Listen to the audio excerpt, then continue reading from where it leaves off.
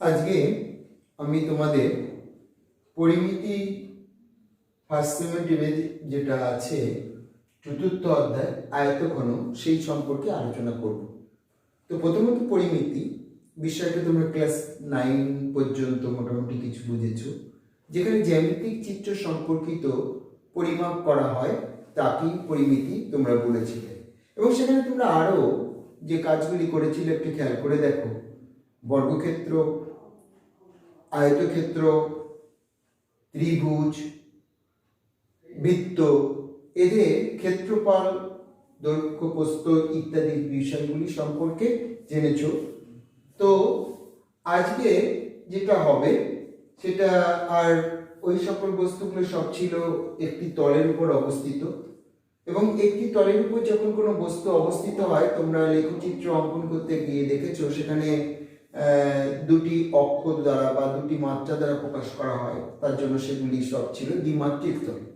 কিন্তু আমার হাতে যে বস্তুটা তোমরা এই দেখছো, এটা যেমন এইটা একটা সাইড আছে যেটাকে দৈর্ঘ্য বলছি, তেমনি এই যে আরেকটা সাইড দেখছো তোমরা, এটা প্রস্থ বলছি। অর্থাৎ এটা যেমন তলের উপর অবস্থান করে রয়েছে, সেটা হচ্ছে আমার হাতের চেটো যদি হয় তাহলে সেটা হচ্ছে দ্বিমাত্রিক তল। তার পাশাপাশি তোমরা আরেকটা জিনিস দেখতে পাচ্ছ, সেটা হচ্ছে কি এর যে জায়গাটার উপর অবস্থান করছে আর তার ঠিক উপরে একটা সমান আকৃতির তল রয়েছে। এই দুটির মধ্যে যে দূরত্বটা সেটা হচ্ছে উচ্চতা। অর্থাৎ আজকে আমরা দেখতে পাচ্ছি যে দৈর্ঘ্য প্রস্থ ছাড়াও উচ্চতা আরেকটা পরিমাপ এসে গেল। সেই জন্য এই ঘনবস্তুটি হচ্ছে ত্রিমাত্রিক ঘনবস্তু। এবং এটাকে যদি আমরা একটু ভালো করে খেয়াল করি তাহলে দেখব তার বৈশিষ্ট্যগুলি। সেটা হচ্ছে এর প্রত্যেকটা যে তল রয়েছে সেই তলগুলি দেখো তোমরা তাকিয়ে। এটা একটা আয়তাকার তল তোমরা দেখতে পাচ্ছ, দৈর্ঘ্য প্রস্থ আছে। এটা একটা আয়তাকার তল তোমরা দেখতে পাচ্ছ, ঠিক তেমনি এই পাশে ওটাও দেখছো আয়তাকার তল। অর্থাৎ এই চতুর্দিকে যে তলগুলি আছে সব তলগুলি কি হচ্ছে এক একটা আয়তক্ষেত্র। এবং আরো যে বৈশিষ্ট্য সেটা হচ্ছে এর এই পাশের যে তলটা তার ঠিক বিপরীত পাশের তল, তার দৈর্ঘ্য এবং প্রস্থ দুটি সমান। আরো যেটা বৈশিষ্ট্য আমি বলছি সেটাও ফলো করো তোমরা। এই তলগুলো যে আয়তাকার তলগুলো রয়েছে তারা পরস্পরের সঙ্গে 90 ডিগ্রি কোণ বা সমকোণে অবস্থান করছে। এইরকম যে শেপটা, সেই শেপটাকে আমরা বলছি আয়তঘন। তাহলে আয়তঘন কাকে বলে যদি তোমাকে জিজ্ঞাসা করা হয়, বা আয়তঘন শনাক্তকরণের বিষয়ে যদি তোমাকে বলা হয়, তাহলে এই বৈশিষ্ট্যগুলো বলতে হবে। এবং সংজ্ঞার মধ্যে এই বৈশিষ্ট্যগুলো বলতে পারলেই আয়তঘন সংজ্ঞা বলা হয়ে গেল। তাহলে তোমরা লিখবে আয়তঘন কাকে বলে, এরকম প্রশ্ন যদি দেওয়া হয় কি লিখবে?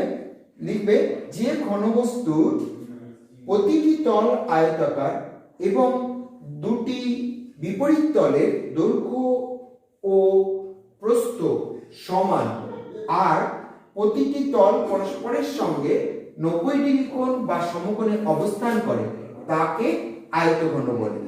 তাহলে আয়তঘন ক্লিয়ার তোমাদের? এবং সেই আয়তঘনের কটি মাত্রা থাকে তোমাদের যদি বলা হয়, তাহলে তোমরা কি বলবে? আয়তঘনর 3টি মাত্রা, একটা হচ্ছে দৈর্ঘ্য, একটা হচ্ছে প্রস্থ, আর একটা হচ্ছে উচ্চতা। এই হচ্ছে আয়তঘনর আকার সম্পর্কিত কথা। এবার এর পরিমাপ গুলো আমরা দেখব।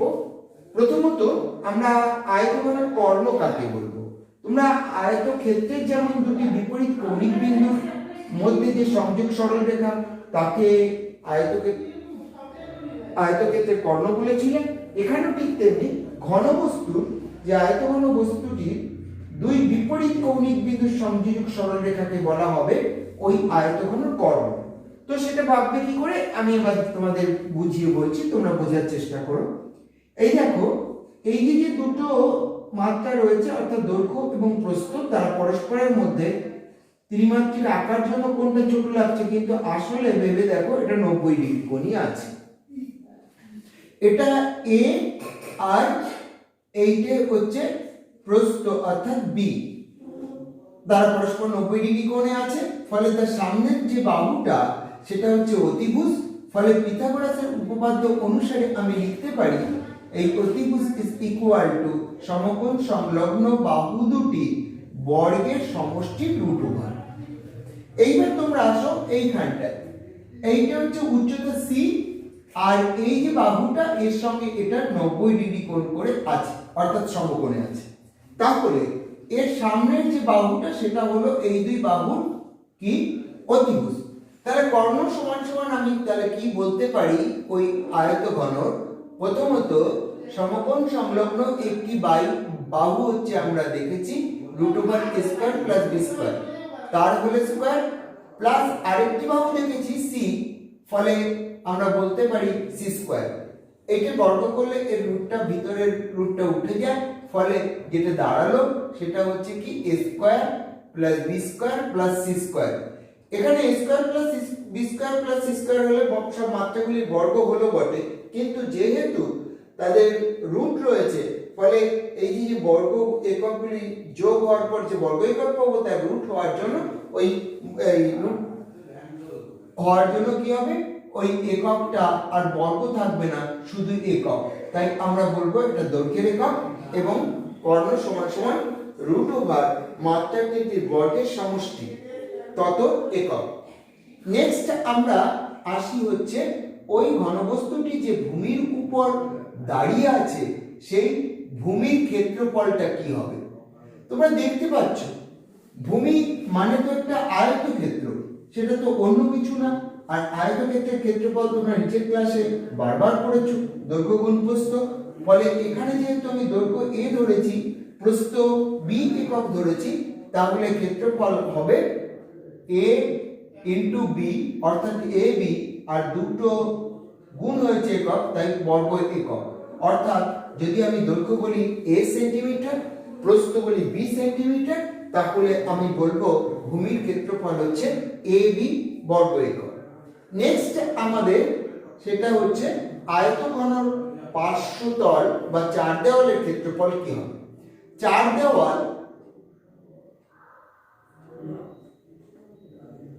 দেওয়ালের ক্ষেত্রফল কি হবে তোমরা নিশ্চয়ই ছবি থেকে ভালো করেই বুঝতে পারছো কি হবে।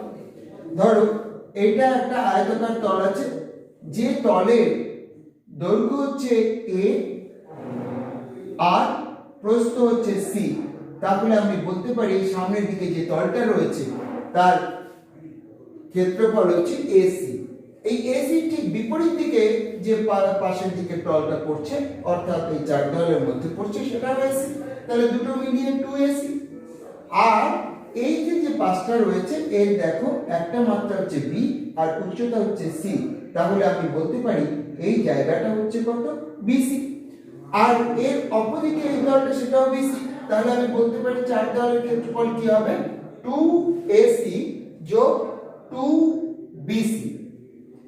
অর্থাৎ 2 যদি আমি কমন নিই তাহলে বলতে পারি 2 into a plus b into c।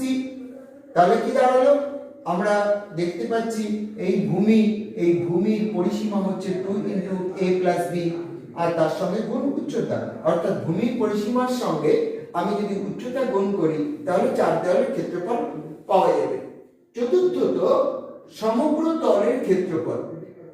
সমগ্র তলের ক্ষেত্রফল কিভাবে পাবো আমরা দেখো, সমগ্র তলের ক্ষেত্রফল মানে হচ্ছে দুটো করে মাত্রা নেব আর তাদের গুণফল দুবার হবে, এ পাশ একবার ও পাশ একবার। অর্থাৎ আমি যদি বলি ভূমি আর ছাদ সেটা উভয়ই AB, তাই দুটো আছে বলে 2AB। ঠিক তেমনি সামনের যে তলটা সেটা হচ্ছে AC আছে, ওর পিছনে যেটা আছে সেটাও AC, তাই 2AC। আর এই পাশে পার্শ্বতল যেটা রয়েছে সেটা BC, ওর অপোজিটেও আরেকটা সেম আকারের তল রয়েছে যার দৈর্ঘ্য প্রস্থ সমানের সঙ্গে, তাহলে 2BC হলো।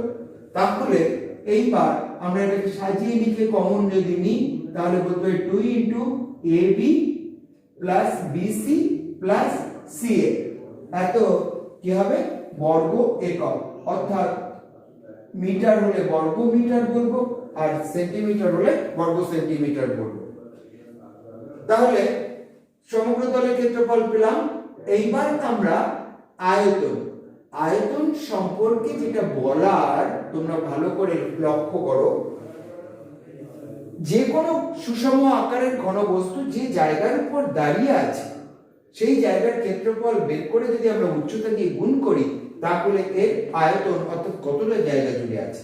তো এর ভূমিতলের ক্ষেত্রফল তো আমরা অলরেডি পেয়েছি, যে জায়গার উপর দাঁড়িয়েছে সেটা হচ্ছে a ইন্টু বি আর ইন্টু সি অর্থাৎ উচ্চতা।